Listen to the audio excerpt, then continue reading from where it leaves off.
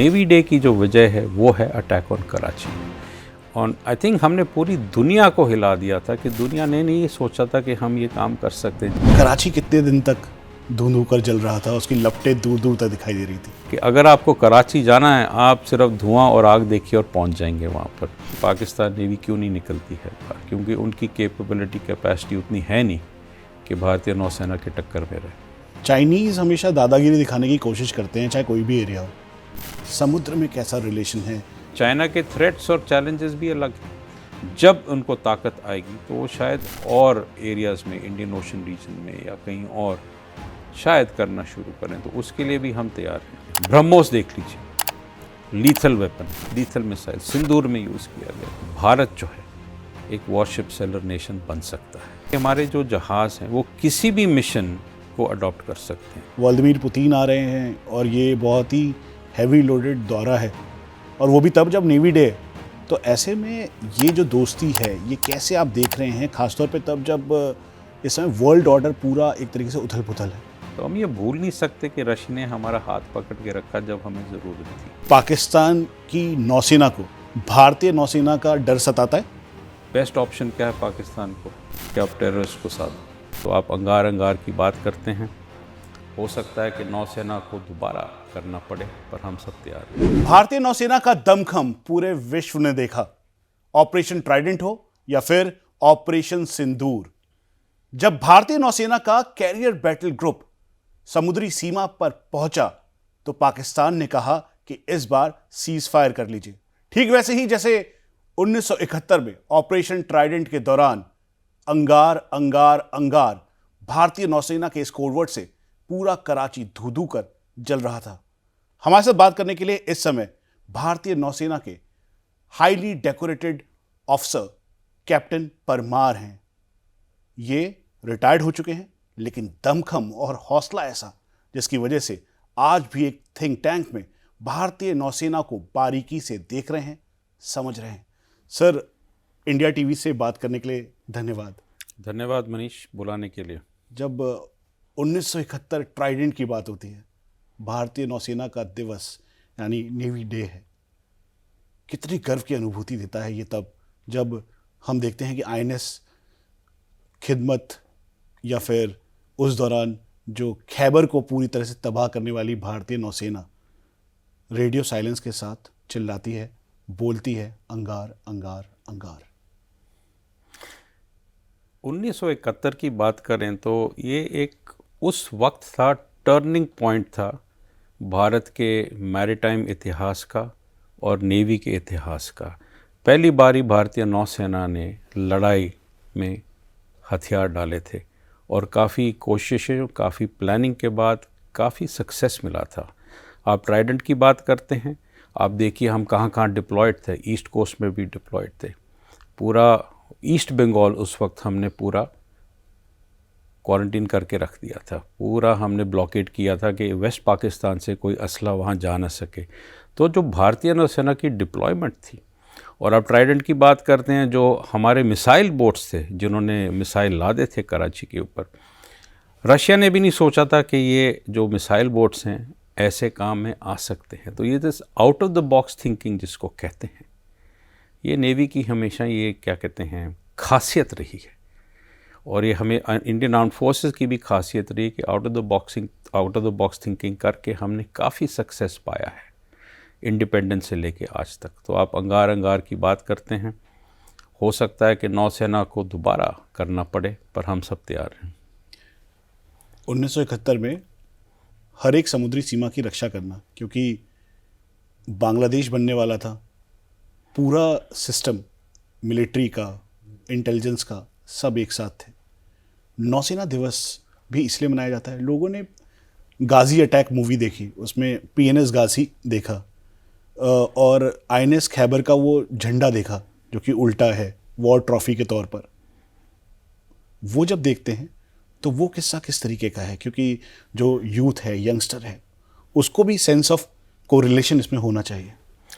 तो हमारा जो इतिहास है ये काफ़ी रिच है, और 1971 की जो खासियत है वो है कि हमने काफ़ी नुकसान पहुंचाया पाकिस्तान को, उनके पोर्ट्स को, उनकी मर्चेंट शिपिंग को, उनके नेवी को।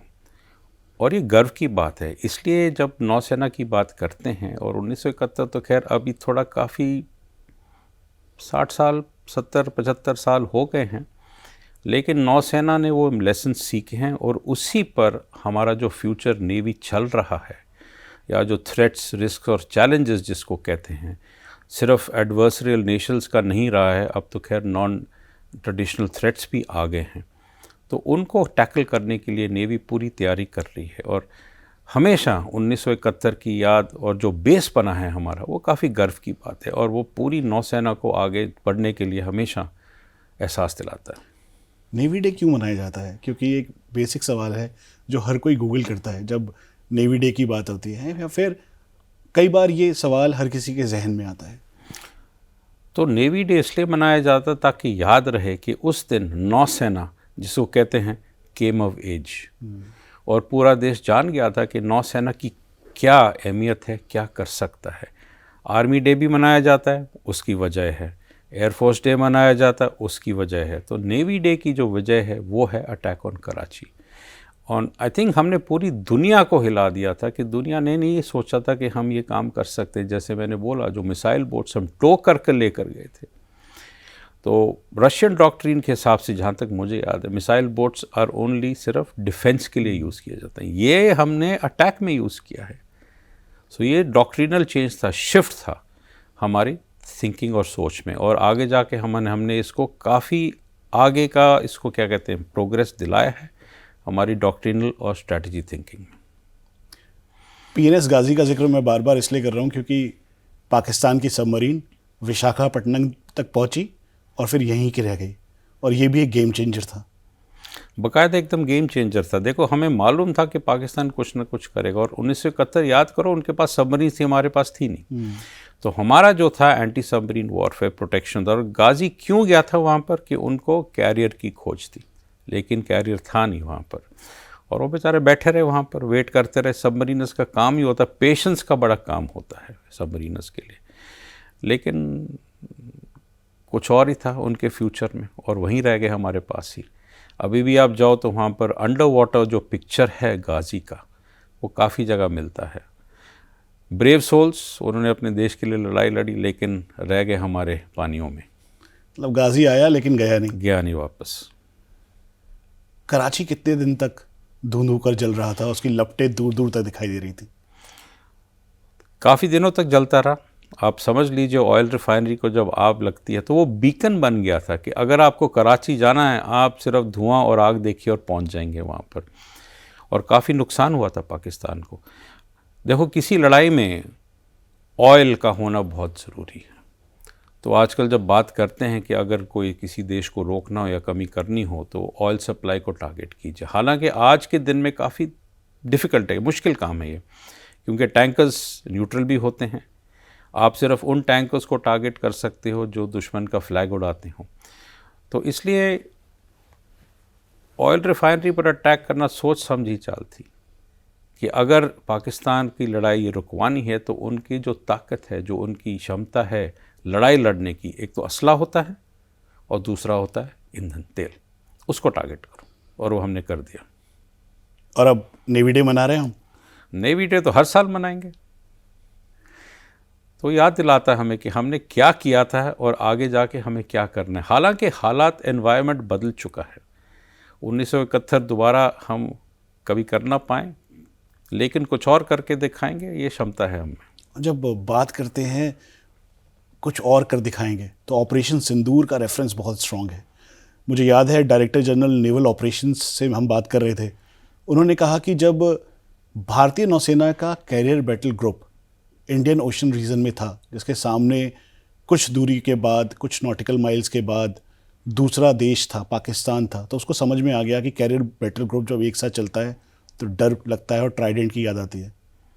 कैसा लगता है ऐसे में? और कैरियर बैटल ग्रुप किस तरह से तैयारी के साथ उतरा था, जिसकी वजह से डायरेक्टर जनरल नेवल ऑपरेशंस ने कहा कि पाकिस्तान को सीज़फायर पे के लिए आना पड़ा?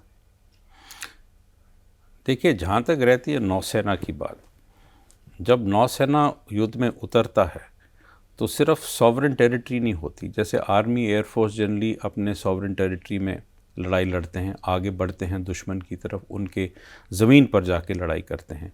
लेकिन नौसेना एक बारी अपने पोर्ट से निकल गया और जो हम टेरिटोरियल सी कहते हैं, 12 मील की दूरी तक है हमारे तट से, 12 मील से आगे आप इंटरनेशनल एनवायरनमेंट में लड़ाई लड़ने जा रहे हैं। तो पूरी इंटरनेशनल लॉ का ध्यान रखते हुए, न्यूट्रलिटी का ध्यान रखते हुए ये डिप्लॉयमेंट होता है।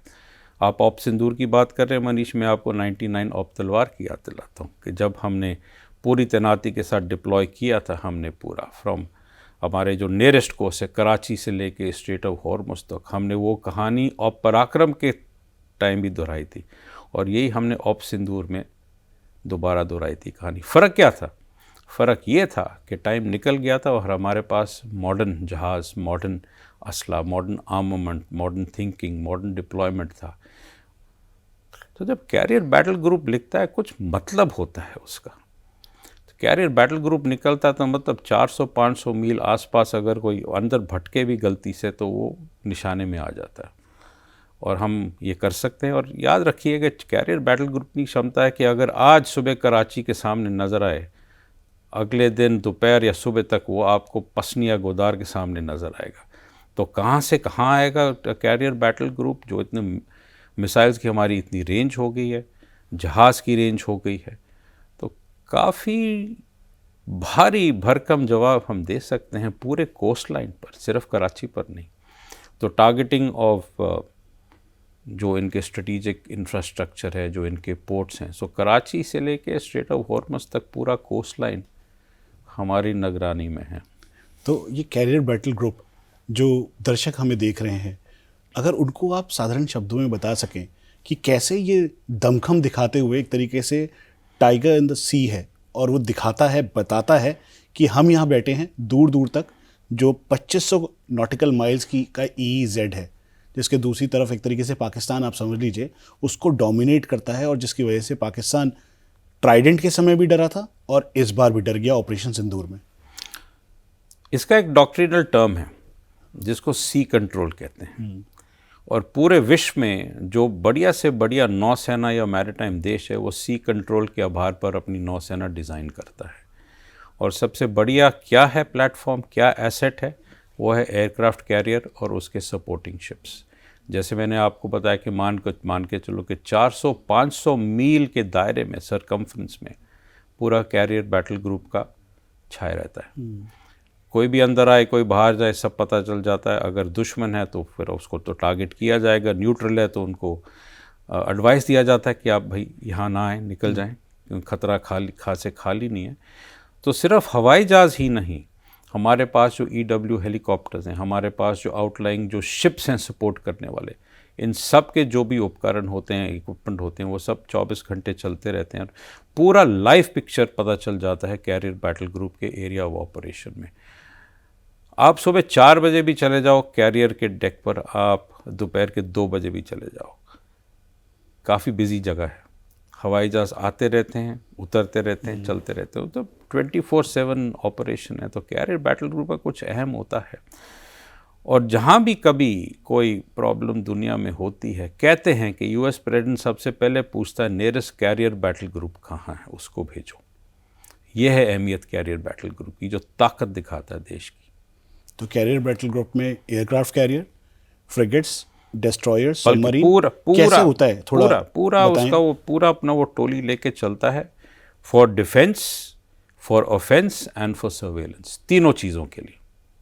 हर एक जहाज़ की अपनी अपनी वजह होती है वहाँ होने की, हर जहाज़ की अपनी अपनी खैमियत होती है, हर एक जहाज़ की अपनी अपनी कैपेबिलिटी होती है। Self defence, area defence and offence on the enemy, सब मिला के। पाकिस्तान को भारतीय नौसेना से डर लगता है? मैं तो सोचता हूँ लगता है। ऑप तलवार देखिए, पाकिस्तान नौसेना निकली नहीं बाहर। ऑप पराक्रम के टाइम भी यही रहा और ऑप सिंदूर के टाइम भी यही रहा। तो नौसेना का ये है कि नॉट ओनली टारगेटिंग, कि सिर्फ दुश्मन के नेवी को टारगेट करना नहीं होता, लेकिन उनके इंफ्रास्ट्रक्चर को भी टारगेट करना होता है। तो हमारी जो 2015 की हमने एक स्ट्रैटेजी निकाली है, अब अनक्लासिफाइड अवेलेबल ऑनलाइन है। मेन मकसद है 2 इन्फ्लुएंस इवेंट्स ऑन लैंड, मतलब आप दुश्मन को सोचने के लिए मजबूर कर दो कि भाई सीज फायर करते तो भी, और जब सीज फायर होता है तो हमारे टर्म्स पर हो सीज फायर, कि हम जो कहें आपको मानना पड़ेगा। जैसे इस बार हुआ ऑपरेशन सिंदूर के समय। पक्का, हालांकि नौसेना ने एक भी कुछ चलाया नहीं है, लेकिन प्रेजेंस काफ़ी था। पाकिस्तान को याद दिलाता है ऑपरेशन सिंदूर, कहीं ऑपरेशन ट्राइडेंट ना हो जाए दोबारा। ज़रूर, क्यों नहीं, क्योंकि हिस्ट्री सिखाती है कि अगर आप दोबारा गलती सेम करोगे तो आपको दुगना तिगना नुकसान होगा। तो कहीं तो है कि पाकिस्तान नेवी क्यों नहीं निकलती है बाहर, क्योंकि उनकी कैपेबिलिटी कैपेसिटी उतनी है नहीं कि भारतीय नौसेना के टक्कर में रहे। देश आत्मनिर्भरता की तरफ आगे बढ़ रहा है। प्रधानमंत्री विक्रांत में गए, INS विक्रांत पे गए, पूरा दिन और रात उन्होंने बिताया, ऑपरेशन कैपेबिलिटी देखी। क्या रोड मैप है? जब मैंने खुद वाइस चीफ से पूछा था तो उन्होंने कहा कि हमारे ships, frigates, destroyer, submarine, aircraft carriers, उसके अलावा जो एयरक्राफ्ट के साथ साथ जो हेलीकॉप्टर्स हैं वो सब भारतीय नौसेना में आ रहे हैं। करीबन 52 की संख्या में अगले 2 से 3 साल में आएंगे। क्या ये रोड मैप है? किस तरीके का रोड मैप है जो कि नौसेना को और सशक्त करेगा, आत्मनिर्भर करेगा? देखो, कहीं मैं याद है मैंने पढ़ा था, कहता तो रिटायर हूँ, तो मैंने पढ़ा था कहीं पर कि हम 2035 के आसपास 200 की संख्या देख रहे हैं शिप्स और सबमरीन्स का। क्या ये काफ़ी है? पता नहीं। क्या ये कम है? पता नहीं। लेकिन जो रोड मैप है वो तो रोड मैप है। और देखिए कि देखो, जब हम पहले कहीं बाहर से मंगाते थे जहाज़, टाइम लगता था, पैसा लगता था, हो सकता था कि जहाज़ आए ना, इंटरनेशनल प्रेशर के कारण 2-3 बारी हो चुका है ऐसे। तो हम जो आत्मनिर्भर देख रहे हैं कि हमारे खुद के शिपयार्ड्स 80% इंडिजिनस कंटेंट तक पहुंच गए हैं कि हम बड़े आराम से अपने अपने जहाज़ हमने खुद के लिए हम डाल रहे हैं। ब्रह्मोस देख लीजिए, लीथल वेपन, लीथल मिसाइल सिंदूर में यूज़ किया गया, जहाज़ों में है, हवाई जहाज़ से चलता है, आर्मी यूज़ कर रही है उसको। ये जो आत्मनिर्भरता है ये बहुत ज़रूरी है। ये याद रखिए, देखो जहाज़ की कोई ज़िंदगी होती है, लाइफ होती है। INS दिल्ली क्लास मान के चलिए, इनको भी 30 साल हो चले, अब इनका रिटायरमेंट का टाइम आ रहा है। तो अगर जहाज़ को रिटायर करना हो, 5 से कम 5 साल पहले उसकी रिप्लेसमेंट का ऑर्डर प्लेस करना चाहिए। ये जो आप UN बता रहे हैं, अभी आएंगे डिस्ट्रॉयर्स, नए फ्रिगेट्स, पुराने हमें डीकमीशन करने पड़ेंगे, तो संख्या वहीं की वहीं रहती है। लेकिन ये कारण है कि अगर हम दोबारा ऑर्डर ना प्लेस करें, जो एक्सपर्टीज शिपयार्ड्स में होती है, फाइनली प्रॉफिट है, बिजनेस है, उनको भी कुछ करना है, उनको भी चलाना है अपना काम, तो ये रोल ऑन मेथड चलना चाहिए। तो आप जो 52-62 की बात करें, ये कहानी चलती रहेगी काफ़ी सालों तक। और 75 के लगभग का एक्सेप्टेंस ऑफ नेसेसिटी AON जिसे कहते हैं, वो हो गया है, वो हो गया। हाँ, सबमरीन्स भी हैं। तो ये नए जहाज़ आएंगे तो पुराने निकलेंगे। लेकिन वही है, अगर हम 200 के मार्क तक देख रहे हैं, 235 तक, तो कुछ अहमियत रखता है। मैं तो ये भी कहता हूँ कि हम खुद के लिए भी बना रहे हैं जहाज़, हम तो औरों के लिए भी बना सकते हैं, जिसको कहते हैं कि वॉरशिप सेलर्स नेशन।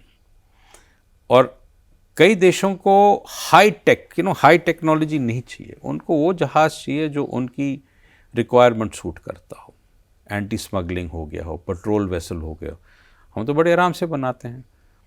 तो अपनी खुद की नौसेना, कोस्ट गार्ड, मर्चेंट शिपिंग के साथ साथ हम और देशों को भी ये दे सकते हैं। तो अगला स्टेप मेरे ख्याल ये होना चाहिए दैट भारत जो है एक वॉरशिप सेलर नेशन बन सकता है। इंडियन नेवी, मुझे लगता है कि उनके पास एयरक्राफ्ट कैरियर भी है, तो साथ में फाइटर एयरक्राफ्ट भी है, MiG-29K। अब रफाल मरीन का लगभग तय है आना, साथ में चाहे MS-60 रोमियो हो हेलीकॉप्टर, या फिर आने वाले टाइम पर और न्यूक्लियर कैपेबल सबमरीन जो कि अलग अलग रोल में है।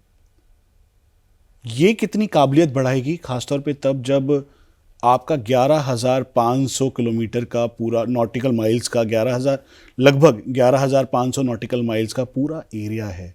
उसके अलावा लाइक माइंडेड कंट्रीज़ के साथ आप एक्सरसाइज कर रहे हैं। जब हम बात कर रहे हैं तब भी करीबन 12 से 14 शिप्स HADR या लाइक माइंडेड कंट्रीज़ के साथ इस समय एक्सरसाइज कर रहे हैं, एंटी पायरेसी ऑपरेशंस में लगे हुए हैं। तो मनीष, किलोमीटर आप 1 ले लो, 12,000 ले लो, उससे फ़र्क नहीं पड़ता। ये देखना है कि आपने भारतीय नौसेना का कैसे इस्तेमाल करना है। अब आज आपने खुद बोला 12 से 14 जहाज़ हमारे बाहर हैं, तो देखिए पूरे इंडो पैसिफिक में हैं, कोई ना कोई कहीं ना कोई कहीं जहाज़ किसी के साथ एक्सरसाइज कर रहा है या कहीं प्रेजेंस दिखा रहा हो, जिसको कहते हैं। हमारे वेस्टर्न सी बोर्ड पर भी, अरेबियन सी हो, गल्फ ऑफ एडन हो, एंटी पायरेसी पेट्रोल हो, तभी वी प्रेफर्ड सिक्योरिटी पार्टनर और फर्स्ट रिस्पॉन्डर के नाम से जाने जाते हैं कि जो हमारी जो मिशन बेस्ड डिप्लॉयमेंट्स होती हैं वो ये प्रूव करती हैं कि हमारे जो जहाज़ हैं वो किसी भी मिशन को अडॉप्ट कर सकते हैं, वो बेस एंटी पायरेसी हो या वो HADR हो या कुछ भी हो या सिंपल सर्च एंड रेस्क्यू हो, तो वो काबिलियत रखते हैं ये करने के लिए। और मैं तो कहता हूँ कि हम तो पूरे विश्व में, अगर आपको याद होगा 2-3 साल पहले हमारे 6 जहाज़ 15 अगस्त 6 या 7 अलग पोर्ट में इकट्ठे एक बारी उन्होंने तिरंगा फैलाया था। जस्ट वो मैसेजिंग है कि देखो अभी हम मैरीटाइम पावर बनने जा रहे हैं। हमारा जो मैरीटाइम फुटप्रिंट है, जो पग है मैरीटाइम का, वो पूरे विश्व में धीरे धीरे प्रेजेंस हम दिखाएंगे अपना। तो एरिया मान के ना चलो, डिस्टेंस मान के ना चलो, आप ये देखो कि हमारा जो प्रेजेंस है हम कहाँ कहाँ पर हैं। और आपने जिक्र किया एक्सरसाइजेस का, हम तो आई थिंक जहाँ तक मुझे याद है कम से कम 22 देशों के साथ हम बायलैटरल एक्सरसाइज करते हैं और उतने ही हम मल्टीलैटरल एक्सरसाइज में काम करते हैं। और ये लाइक माइंडेड नेशंस का जो है ये काफ़ी अहमियत रखता है, क्योंकि जो समुद्री जगह है वो बहुत बड़ा है। कोई इस मुल्क इस दुनिया में ऐसा कोई देश, कोई नौसेना नहीं है जो ये अकेले काम कर सके। तो नौसेना, भारतीय नौसेना भी उनमें से एक है। जो हमारी जो स्ट्रैटेजी डॉक्यूमेंट है, हमने तो उसमें लिखा भी यही है कि अगर हम अकेला करना पड़े तो हम अकेला करेंगे, लेकिन चाहेंगे कि हम लाइक माइंडेड नेशंस के साथ चल रहे हैं। तो आप देख लीजिए अभी जो अफ्रीकन नेशंस के साथ आयोवा सागर किया था है ना, अफ्रीका इंडिया की मैरीटाइम एंगेजमेंट किया है, आसियान के साथ किया है, मालाबार एक्सरसाइज अब भी चल रही है, अभी हाल ही में ख़त्म हुई है, ऑस्ट्रेलिया के साथ हम एक्सरसाइज करें। ऐसा कोई देश आई थिंक बचा नहीं है अहम का जिसके साथ हमने हाथ ना मिलाया और एक्सरसाइज ना किया हो। तो ये 2 चीज़ें साबित करता है कि भारतीय नौसेना आज उस पद तक पहुंच गई है कि हर कोई हमसे हाथ मिला के काम करना चाहता है। तो ये भी कुछ अहमियत रखता है। लेकिन कुछ ऐसे देश भी हैं जो अपने सर्वे वेसल्स भेजते हैं और वो फिर उसके बाद चेक एंड सर्विलांस के तौर पर, अब उनके हैं तो सर्वे वेसल्स, चाइना की बात कर रहा हूँ मैं, जो PLA नेवी है उनके सर्वे वेसल्स आते हैं, उनके जो कमर्शियल या फिर मर्चेंट शिप हैं उनकी प्रेजेंस है। हालांकि भारतीय नौसेना की तरफ से कहा गया कि हम इसे मॉनिटर कर रहे हैं और पूरी तरीके से बारीकी के साथ देख रहे हैं, लेकिन PLA नेवी आपको लगता है एक बड़ा चैलेंज है भारत के लिए? चैलेंज बन सकता है, फिलहाल मैं इसको एक रिस्क के तौर पर कहूँगा। और आपने जो ये सर्वे वेसल या स्पाई वेसल, जो मर्जी उनको आप नाम दे दो, अगर वो आते हैं जब हम मिसाइल टेस्टिंग करते हैं, मतलब कुछ तो खटका है कि उनको मालूम है कि ये हमारे लिए ख़तरा बन सकता है। और आपने न्यूक्लियर मिसाइल बोट्स का जिक्र किया था कुछ देर पहले। मेरा तो ये सोचना है कि अगर हम बीजिंग को बे ऑफ बंगाल के बीच में से थ्रेटन कर सकते हैं, और वो दिन आएगा ज़रूर, तो हम बेकल एकदम बहुत बढ़िया मैरीटाइम नेशन बन चुके हैं जिसकी कैपेबिलिटी इतनी है। तो ये तो आते रहेंगे, हम भी जाते हैं, वो भी हमें मॉनिटर करते हैं, वो आते हैं हम उनको मॉनिटर करते हैं। ये तो चलता रहता है। जैसे मैंने आपको बोला 12 मील या टेरिटोरियल सी के बाहर इंटरनेशनल एनवायरनमेंट है, इंटरनेशनल कन्वेंशन है उसके बेसिस पर, और हम कहते हैं कि हम फ्रीडम ऑफ नेविगेशन की रिस्पेक्ट करते हैं, तो ये भी रिस्पेक्ट करते हैं। लेकिन नज़र है, आएँ, खुशी से आएँ, हम उनको देखेंगे, परखेंगे, जब ज़रूरत पड़ा तो उनको बोल देंगे देखिए भाई साहब बहुत हो गया, अब निकलो बाहर। हम पहले कर चुके हैं जब ये हमारे EZ में ईस्टर्न कोस्ट पर आए हैं। ये तो चलता रहता है, ये थोड़ी नोक झोंक तो चलती रहती है। चाइनीज़ हमेशा दादागिरी दिखाने की कोशिश करते हैं, चाहे कोई भी एरिया हो, चाहे लाइन ऑफ एक्चुअल कंट्रोल हो। हालांकि इस समय रिश्ते बहुत अच्छे हैं, सुधार की तरफ है, लेकिन उसके बाद भी कहीं से भी गार्ड्स डाउन करने, जितने भी ऑफिसर्स से या फिर जो एक्सपर्ट्स हैं इस डोमेन के, उनसे मैं बात करता हूँ, वो कहते हैं कि गार्ड्स डाउन करने की ज़रूरत नहीं है। स्टेबल हो सकता है लेकिन बहुत ही अनप्रेडिक्टेबल रिलेशन है। समुद्र में कैसा रिलेशन है, ख़ासतौर पे तब जब चाइना नेवी की ताकत दिखाता है, बताता है, अपने कई सारे वीडियोस रिलीज़ करता है, और ख़ासतौर पे इसी टाइम पर जब नेवी डे होता है या फिर कोई इवेंट आने वाला होता है, तो अचानक ही जो उनके मल्टी डोमेन प्लेटफॉर्म्स हैं उस पर वो दिखने लगता है। तो जहाँ तक इंडियन ओशन रीजन की बात करें अगर आप, और जब मलाका या स्ट्रेट से निकलो, साउथ चाइना सी से इस तरफ आओ, तो एक चीज़ है कमी पाकिस्तान चाइना की नेवी की, कि उनके पास एयरक्राफ्ट कैरियर इस काबिलियत का नहीं है कि वो पूरा सर्वेलेंस और वो प्रोटेक्शन दे सकें। हालांकि सेम थिंग हमें भी अप्लाई करेगा जब हम साउथ चाइना सी में जाएंगे, क्योंकि वो उनका एरिया है, ये हमारा एरिया है। तो जब तक हम पूरी ताकत के साथ वहाँ पर प्रेजेंस और काफ़ी दिनों तक न रह सकें, थोड़ा ये कमज़ोरी हर कोई नौसेना में होती है। यूएस नेवी देखिए क्यों इतनी ताकतवर है, क्योंकि वो पूरे दुनिया को कॉम्बैटेंट कमांड में कार्व आउट कर चुकी है, तो उनके फ्लीट सारी जगह हैं। हालांकि उनको भी अभी थोड़ा लगने लग गया कि चाइना से थोड़ा खतरा बढ़ने लगा है। देखो चाइना किस हिसाब से अपने जहाज़ और पनडुब्बी बता रहा है, लेकिन चाइना के थ्रेट्स और चैलेंजेस भी अलग हैं। तो वो जो अग्रेसिवनेस दिखाता है साउथ चाइना सी में, मेरा मानना है कि थोड़े दिनों बाद वो अग्रेसिवनेस जब उनको ताकत आएगी तो वो शायद और एरियाज़ में, इंडियन ओशन रीजन में या कहीं और शायद करना शुरू करें, तो उसके लिए भी हम तैयार हैं। हालांकि अमेरिका के साथ कई सारी ट्रीटीज़ हैं, लेकिन हाल के दिनों में डोनाल्ड ट्रंप और जो भारत के रिश्ते दिख रहे थे, उसके हिसाब से बड़ा मैटर ऑफ कंसर्न है। ऐसे में नौसेना के चीफ एडमिरल त्रिपाठी का वहाँ जाना, जाकर एक पॉजिटिव नोट पर वापस आना, उसके बाद मैंने खुद वाइस चीफ से पूछा था कि जो अमेरिका के साथ कई सारे प्लेटफॉर्म्स की बातचीत चल रही है उसका क्या होगा। इसको आप कैसे इंटरप्रेट कर रहे हैं, क्योंकि ये सिचुएशन बहुत ही इम्पॉर्टेंट है, क्योंकि अमेरिका और भारत के रिश्तों को ये स्टेबल भी करेगा या फिर आगे की तरफ ले भी जाएगा। ये आपका मनीष काफ़ी ये भारी क्वेश्चन है। तो देखिए, जो भी फ़र्क टैरिफ्स का हुआ हो, जो भी पॉलिटिकल डिफरेंसेस या बातचीत नहीं चल रही है, वो अलग है, लेकिन आप डिफेंस कोऑपरेशन में देखिए, पिछले साल में हालांकि बड़े भारी 4-5 हमने मिलिट्री एक्सरसाइज यूएस के साथ किए हैं। युद्ध अभ्यास मान के चलिए, अलास्का में मालाबार अभी ख़त्म हुआ, टाइगर ट्रायम्फ हमने हमारे पूर्वी तट पर किया था विशाखापट्टनम में, दोनों वायुसेना के स्पेशल फोर्सेस का एक्सरसाइज हुआ है। तो ये जो डिफेंस एग्रीमेंट है ये तो चालू रहेंगे, इसमें कोई लगता नहीं है कि कोई ठहराव या कुछ रुकाव आएगा, क्योंकि यूएस भी समझता है कि इंडिया के साथ हाथ जोड़ना बेहतर है, क्योंकि सिक्योरिटी स्टेबिलिटी का मामला है, और भारत के बिना इनको इंडियन ओशन रीजन में थोड़ी परेशानी तो होगी। और आप इनका जो स्ट्रैटेजी देखिए, एक गैप है यूएस स्ट्रैटेजी में कि इनका कोई ख़ास स्ट्रैटेजी है नहीं इंडियन ओशन रीजन के लिए। और अगर आप इनके पुराने स्ट्रैटेजीज़ पढ़ें तो इन्होंने भारत पर छोड़ दिया कि आप संभाल लो ये जगह। तो भारत के साथ डिफेंस कोऑपरेशन करना यूएस, क्वाड, बाकी देशों के लिए बहुत ज़रूरी है ये। तो मुझे नहीं लगता कि ये सिक्योरिटी कोऑपरेशन कुछ कम होगा, बढ़ता ही जाएगा। और आप देखिए, आपने खुद जिक्र किया कि हमारे chief of naval staff US गए थे, 5 या 6 दिन का दौरा था, तो ये तो चलता रहेगा, इसमें कोई कमी नहीं आएगी। तो हम मान के चलने कि P8I या फिर प्रीडेटर या बाकी जो और प्लेटफॉर्म्स हैं जो कि अमेरिका के साथ हम लेना चाहते हैं या ले रहे हैं, उन सब के ऊपर बातचीत जारी रहेगी और जल्द ही ये देखने को मिलेगा, जैसे पहले भी भारतीय नौसेना के पास ये है। पक्का ये तो रहेगा। अब आप देखिए, जैसे आई थिंक आर्मी के कुछ डील्स हुए हैं, जैवलिन या एक दो तीन और हथियार जो हमने लिए हैं, ये चलता रहेगा। टैरिफ्स अपनी जगह है, पॉलिटिकल डिफरेंसेस अपनी जगह, लेकिन जहाँ कोऑपरेटिव सिक्योरिटी की बात आती है और जब आपका मेन थ्रेट 1 या 2 देश हों, तो ये हैंडशेक नहीं टूट सकता।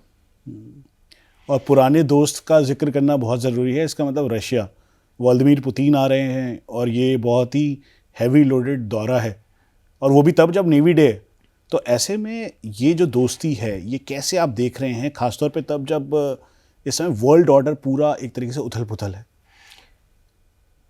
देखिए, हम भूल नहीं सकते 1971 के टाइम पर रशिया ने हमारा कितना साथ दिया था। अगर आप एक कहानी है, जैसे कहते हैं 7th fleet bay of Bengal में आ गया था, पूरी 7th फ्लीट आ नहीं सकती। टास्क फोर्स था आई थिंक, जहाँ तक मुझे याद है 77 नाम था उसका, लेकिन वो पहुँचे, बट रशियन सबमरीन्स पहले पहुँच गए। तो हम ये भूल नहीं सकते कि रशिया ने हमारा हाथ पकड़ के रखा जब हमें ज़रूरत थी। रिश्ते थोड़े बदल सकते हैं, लेकिन जो बेस अग्रीमेंट है, जो बेस बॉन्डिंग है, जो ट्रस्ट है, वो नहीं हट सकता। हालांकि हम अभी देख रहे हैं कि हम और देशों से भी सामान ले रहे हैं, वो हमारी स्ट्रेटेजिक ऑटोनॉमिक थिंकिंग है। हर देश चाहेगा कि मैं वो चीज़ लूँ जो मैं खरीद सकूँ, चला सकूँ और मेरे देश के लिए सबसे बड़ा हो, बेहतर हो। तो अगर हमें लगता है कि रशियन इक्विपमेंट के अलावा कोई और चीज़ अच्छी है और अफोर्डेबल है और हम कर सकते हैं, हम क्यों ना जाएं उसके लिए। लेकिन रशिया का रिश्ता हमेशा अहमियत रखता है। रशिया के प्लेटफॉर्म्स जो हैं वो इंडियन नेवी के लिए कितने इंपॉर्टेंट हैं, और जो कि वॉर चेंज करने में, यानी वॉर सिनेरियो को चेंज करने में एक बहुत ही इंपॉर्टेंट रोल उन्होंने प्ले किया है। बाकायदा आप देखो जो 1960 या आई थिंक 64 में पहला जहाज़ आया था जब यहाँ थे, और आई थिंक 72-73 में पहली पनडुब्बी आई थी। और ये तब आई थी जब हमने 1963 एक डिफेंस रिव्यू किया था और हमने देखा था कि हमारे काफ़ी गैप्स हैं नेवी में। ईस्टर्न सी बोर्ड को हमने स्ट्रॉन्ग करना है, इंफ्रास्ट्रक्चर बढ़ानी है। तो हमने प्रपोज़ किया था, हमने प्रपोजल्स डाले थे, अमेरिका को डाला, इंग्लैंड को डाला, रशिया को डाला। लेकिन जो रशिया ने हमारा जो ऑफ़र एक्सेप्ट किया बजट के तौर पर, और जो टर्म्स एंड कंडीशन थे जिसको कहते हैं, वो हमें ज़्यादा पसंद आए, फ़ायदेमंद थे भारत के लिए, आप मान के चलिए। और उस वक्त कोल्ड वॉर का भी चल रहा था और अमेरिका की दिशा कहीं और जा रही थी, पाकिस्तान का साथ दिया उन्होंने। तो उसके कारण ये जो रिश्ता बना है रशिया से। और हमने सबसे पहले चीज़ क्या ली थी, हमने एंटी सबमरीन शिप्स लिए थे, कदमत, जो अभी उनका जो नया मॉडल और नया शिप्स निकले हैं, वो नाम नहीं मरता, जहाज़ बदल जाएगा लेकिन नाम वही रहता। तो हमने सबसे पहले एंटी सबमरीन वॉरफेयर के हमने जहाज़ लिए, हमने एयरक्राफ्ट लिए एंटी सबमरीन के लिए, IL-8, IL-38, Tu-142s, Kamov helicopter लिए थे उनसे।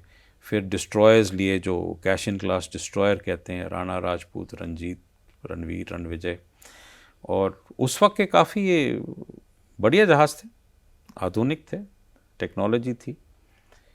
तो ये हम जब चलते रहे हैं, और इन्होंने वाइजैक पोर्ट भी डेवलप किया हमारे लिए ईस्ट कोस्ट पर।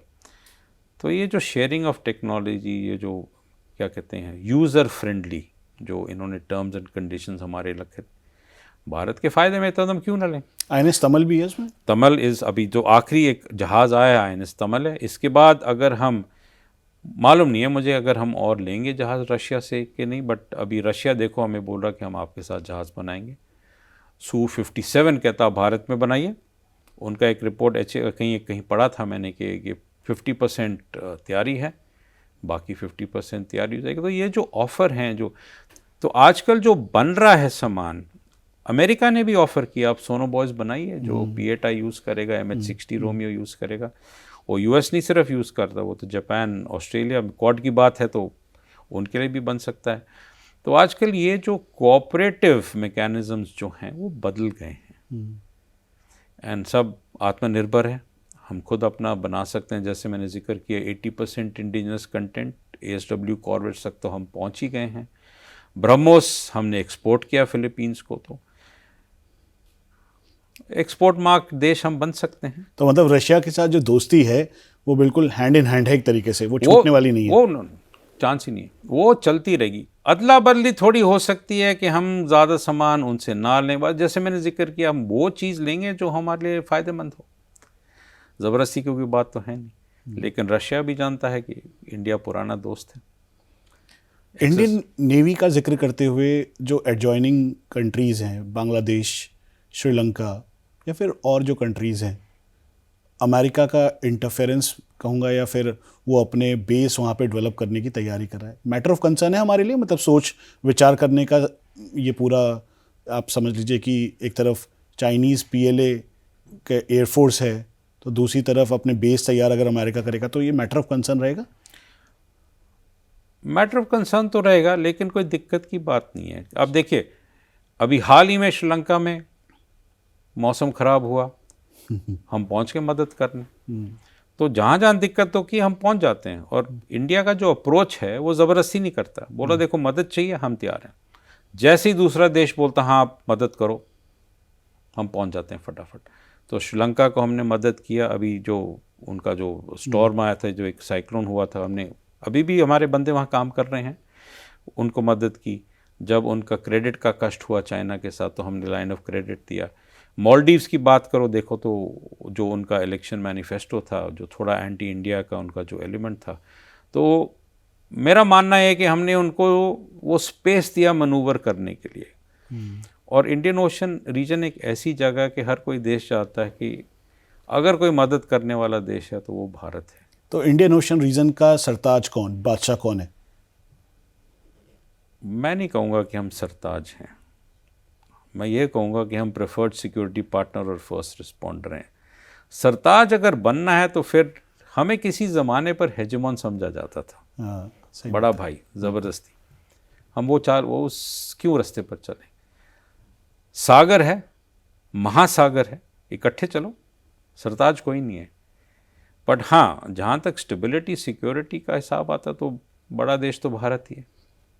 तो जो स्टेबिलिटी और सिक्योरिटी की जो चादर है वो हम ज़रूर तान के रख सकते हैं। अभी पिछले दिनों देखा कि भारतीय नौसेना ने अलग अलग ऑपरेशंस में, एंटी पायरेसी ऑपरेशंस हो या फिर जो शिप्स हैं जिनके ऊपर अटैक हुआ उनको बचाने के लिए, सिक्योर करने के लिए, या फिर नार्कोटिक्स में भी बड़ा इंपॉर्टेंट रोल प्ले किया। ऑपरेशनल कैपेबिलिटी एक तरफ और ऊपर से ये वाले रोल्स।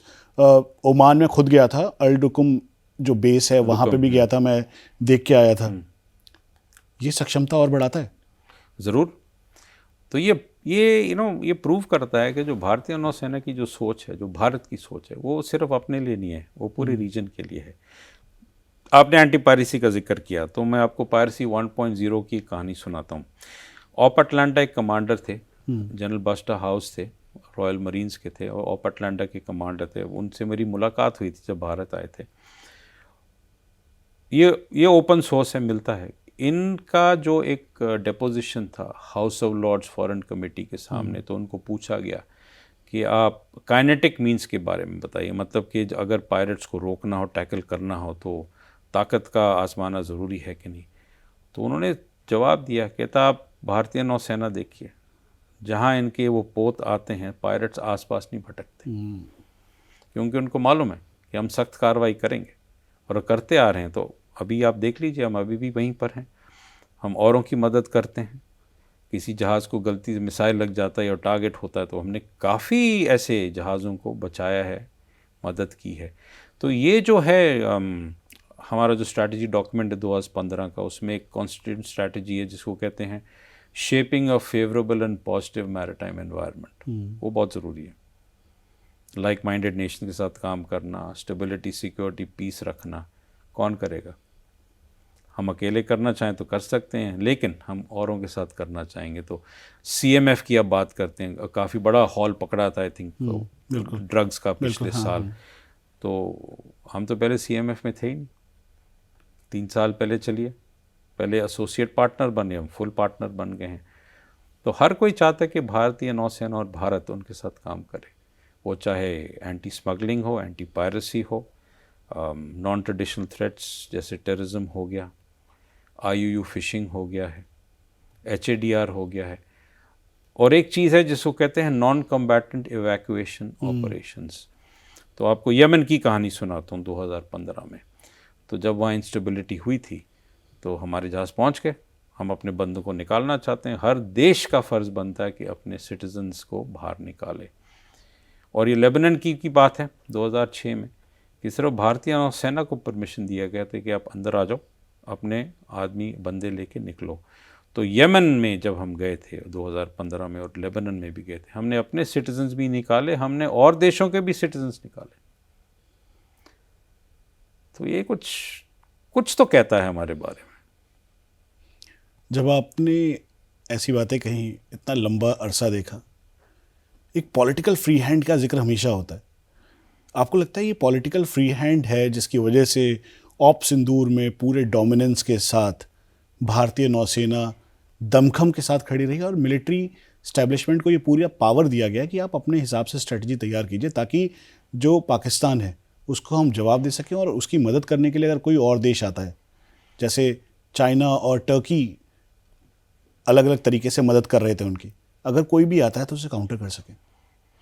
ज़रूर, ये तो देना चाहिए, और ये इसको कहते हैं वर्किंग डेमोक्रेसी। मेरा मानना ये है, हालांकि कहते हैं सिविल कंट्रोल होना चाहिए मिलिट्री पर, लेकिन जो दूसरी तरफ रिश्ता है वह कि आपको आपका ना काम मालूम है, आप कीजिए, और हमारे पास आपको पूरा पॉलिटिकल सपोर्ट है। फौज कोई कभी अपने आप काम नहीं करता, वो पॉलिटिकल डायरेक्शंस पर चलता है। चीफ्स का काम होता है, सीडीएस का काम होता है एडवाइस दें कि हम ये कर सकते हैं, हम ये करना चाहते हैं, और एक बारी अगर वो सोच एकदम सही है और पॉलिटिकल एम्स और डायरेक्टिव्स के दायरे में है तो वो ज़रूर अप्रूवल मिलेगा। अब आप देख लीजिए आर्मी और एयरफोर्स ने कैसे ऑपरेट किया, नेवी को भी खुली छूट दी गई थी, आप करो, सीज़ फायर हो गया, लेकिन फिर नहीं तो फिर लड़ाई कुछ और ही होती। बड़ा सीधा सवाल है, क्योंकि ये जानना हर देशवासी के लिए बहुत ज़रूरी है कि अगर पाकिस्तान समुद्री सीमा में घुसपैठ करने की कोशिश करता है, सबने बॉर्डर देखा, बॉर्डर पे जब भी पाकिस्तानी टेररिस्ट या पाकिस्तानी रेगुलर्स एंटर करने की कोशिश करते हैं, भारतीय सेना उसका दमखम के साथ जवाब देती है। या फिर अगर एयरक्राफ्ट, फाइटर एयरक्राफ्ट उनके F-16 F-17 एंटर करने की कोशिश करते हैं, तो हमारे जो अलग अलग स्क्वाड्रंस हैं वो सामने खड़ी होती हैं।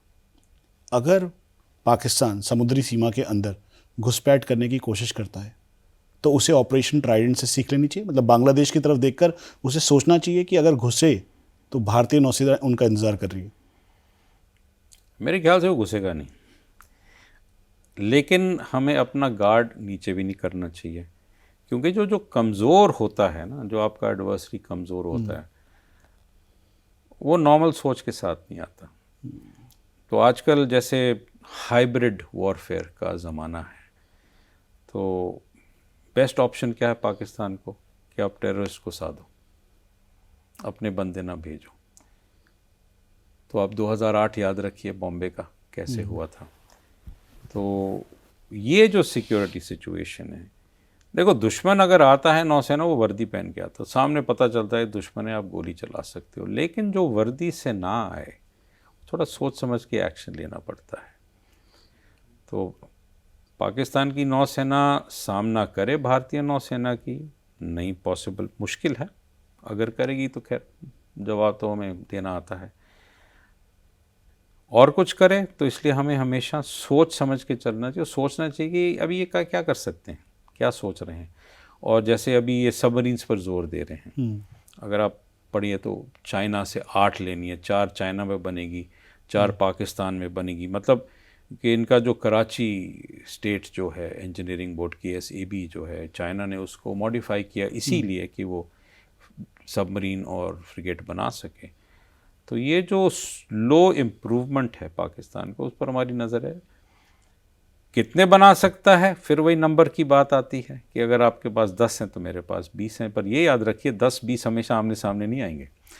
तो डिप्लॉयमेंट पर डिपेंड करता है, एंड इसको कहते हैं स्मार्ट डिप्लॉयमेंट, जो हमने कारगिल के टाइम किया, पराक्रम के टाइम किया, और अभी सिंदूर के टाइम किया। सीधा सवाल है, पाकिस्तान की नौसेना को भारतीय नौसेना का डर सताता है?